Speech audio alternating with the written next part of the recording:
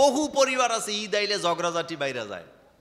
বলেন কি বলছি, কথা সত্য না মিথ্যা? বহু পরিবার আছে ঈদ মানে ঝগড়া, ঈদ মানে মারামারি, গালাগালি, দুফাদুফি, ঝগড়া, ওইটা হইছে না, অমুকেরটা পাইছে না। এই পরিবারগুলি নিশ্চিত এই পরিবারে জাহান্নাম বিরাজ করতেছে। মসজিদে মুসল্লি বাড়ছে না কমছে? বাড়ছে না কমছে?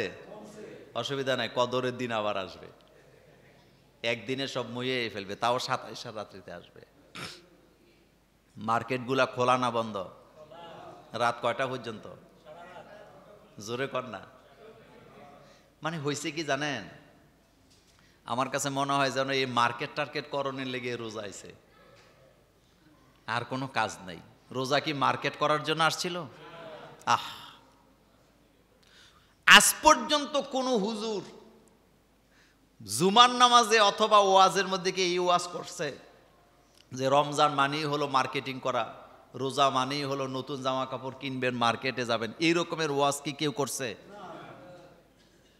কিন্তু মার্কেটে আপনি যান রাতের 2টা-3টা পর্যন্ত, সারা রাতই চলতেছে, সারা রাত চলতেছে, দেওয়ার যেন শেষ, এক একজনে 10টা-12টা করে কিনে। ওই দিন দেখলাম একজন বলতেছে 6 লাখ টাকা নাকি বাজেট মার্কেটিং করবে, অথচ এই 6 লাখ টাকা দিয়ে 6টা গরিব মানুষকে স্বাবলম্বী করা যাইতো কিনা? কথা কর না কেন? যাইতো কিনা?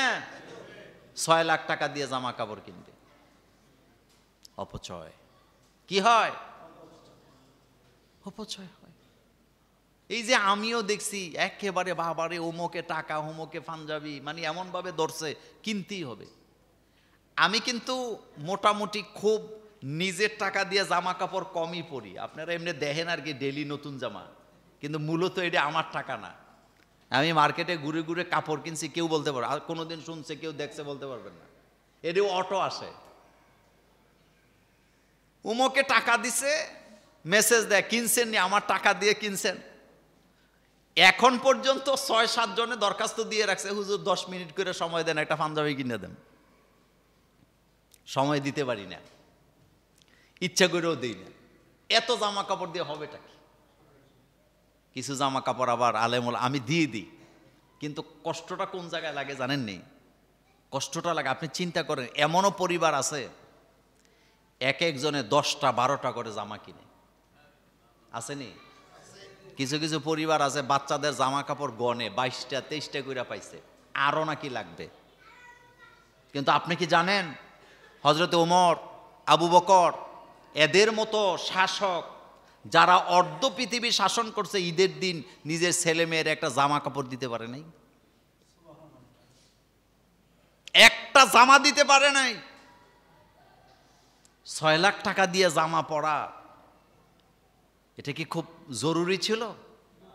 পোশাক তো পরবেন তাকওয়ার পোশাক। কিসের পোশাক? তাকওয়া। তাকওয়া লাগবে। বলেন কি লাগবে? পোশাকের মধ্যে যেন তাকওয়া লাগে। তাকওয়ার পোশাক মানে একটু ঢিলা ডালা, যেটা দিয়ে পর্দা আবরু হয় এবং যেটা দিয়ে নামাজ পড়া যায়, এরকমের জামা কাপড় কিনবেন। এটা মহিলাদের জন্য হোক, পুরুষের জন্য হোক, তাকওয়া যেন থাকে জামা কাপড়ের মধ্যে। আমরা মুসলমান, আমাদের মধ্যে সব কিছু আলাদা আলাদা একটা ব্যবসা আছে না নাই? এটা যেন ভুলে না যায়। একেবারে 10টা-12টা করে জামা কাপড়ের দরকার নেই, কোনো দরকার নেই। আপনি সাধ্য মতো ছেলে মেয়েকে দেওয়ার চেষ্টা করেন, সাধ্য মতো দেন। দিতে দিতে দিতে দিতে ঘর পুরায় ফেলছে। এমনও জামা কাপড় আছে একটা যে পরছে আরেকটার খবর নেই, কিন্তু ঈদ করতে জামা লাগবে কয়টা? একটা দরকার, যথেষ্ট। আমার কলেজের ভাইয়েরা, কদরের ব্যাপারে কথা বলছিলাম। হযরত আবু হুরায়রা রাদিয়াল্লাহু তাআলা আনহু বলেন, আল্লাহর নবী বলেছেন, মান কামা লাইলাতাল কদরি ঈমানান, কদরের রাত্রিতে যারা ঈমানের সহিত জাগ্রত হবে, ওয়া ইহতিসাবান, ইহতিসাবের সাথে, গফিরা লাহু মা তাকাদ্দামা মিন যামবিহি, অতীতে যত গুনাহ করেছিল সকল গুনাহ আল্লাহ মাফ করে দিবে। রাতের বেলা জাগার জন্য কদর আসছে। আর রমজানের শেষ দশকে আমাদের মহিলারা কদরও খুঁজে না, আল্লাহরও চাইতে পাইতে চায় না, মার্কেটিং নিয়ে ব্যস্ত, এশার নামাজও পড়ে না। আসেনি বলেন? বহু পরিবার আছে ঈদ আইলে ঝগড়াঝাটি বাইরে যায়। বলেন কি বলছি? কথা সত্য না মিথ্যা? বহু পরিবার আছে ঈদ মানে ঝগড়া, ঈদ মানে মারামারি, গালাগালি, দুফাদুফি, ঝগড়া, ওইটা হইছে না, অমুকেরটা পাইছে না। এই পরিবারগুলি নিশ্চিত এই পরিবারে জাহান্নাম বিরাজ করতেছে। যেই পরিবারে টাকা নাই, পয়সা নাই, ঈদ আসুক, হইলে হইল, না হইলে নাই, যেমনটা আছে তেমনটা আলহামদুলিল্লাহ, ওই পরিবারে জান্নাত বিরাজ করতেছে।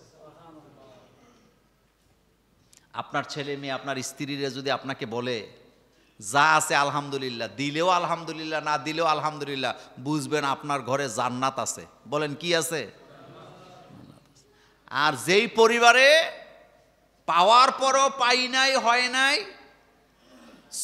4,000 টাকা দিয়ে পাঞ্জাবি কিনছে, 6,000 টাকা দিয়ে জামা কিনেও মনে মনে ভরে নাই, আরেকটু দামি যদি হইতো, তাইলে বুঝবেন এই পরিবারে আল্লাহর সন্তুষ্টি